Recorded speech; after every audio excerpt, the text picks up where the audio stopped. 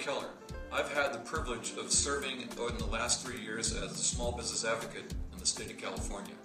My job is to help all 3.5 million small businesses deal with the state of California. A tall order, I'm sure you'll agree. There are many issues that face small businesses right now. And we've put together some ideas that we think are really going to galvanize the economy. And frankly, it requires a group of like-minded individuals to come together to embrace the vision and show the way for everybody else. My practice consists of helping people who are having problems with bureaucrats. Yeah. Business must be good. Your creativity, your entrepreneurship, your love for your business is what we need right now as our state goes through this tough economic period and comes out on the other side stronger, more powerful, and more creative than we've ever been before. Small business is the key to that.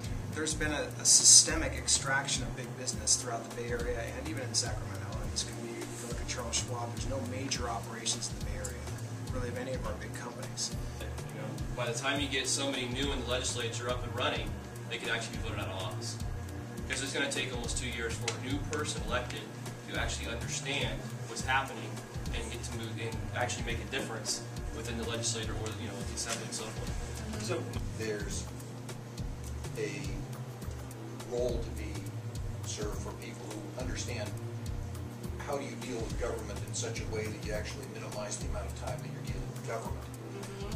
California was consistently 48th through 50th in ranking in terms of its the culture, legislatively, the tax positionally, legislative orientation towards trying to be pro-business. I mean, it read like an end of the world novel. How the lawmakers forget about business at all levels. Knowing that this effort, grassroots or otherwise, is being heard loud and clear and getting noticed, is only going to add bandwidth to what they're trying to do. Because now, as they're going globally or nationally to industries saying, this is what's going on in Sacramento, this is why your employees, Absolutely. and your businesses will prosper.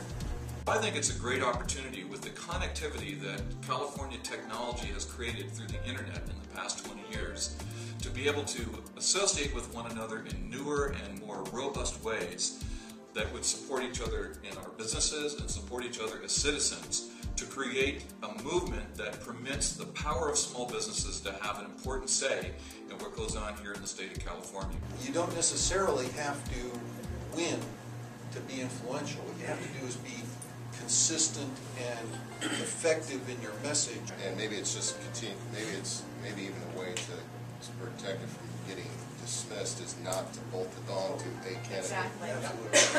And it makes more of just continuously bringing the issue up in front of the candidates to answer or to be aware of. Whoever gets elected come November, that the agenda is somehow inculcated into their culture, and we have contacts in either of those two camps. Many different of our contacts, what we decided to do was really take a look at the opportunity that can be found within the challenge. And what I've discovered is that as small businesses get together and bring their power, both political and economic, to work with one another on these issues, things begin to change. It's not complete. This is a straw dog. This is a rough draft because you guys are some of the brilliance that we're really looking to for some feedback, some input. Most legislation in Sacramento is brought to members of the legislature by interest groups, and there's no reason that this couldn't do that. Forecasting 4 years vote for Carla, and to answer your question, Elaine, what I think that's not really as silly as you think. No, I don't get it. We're going to come together and start practicing what we're preaching and being those people with integrity that are committed to continue to show up.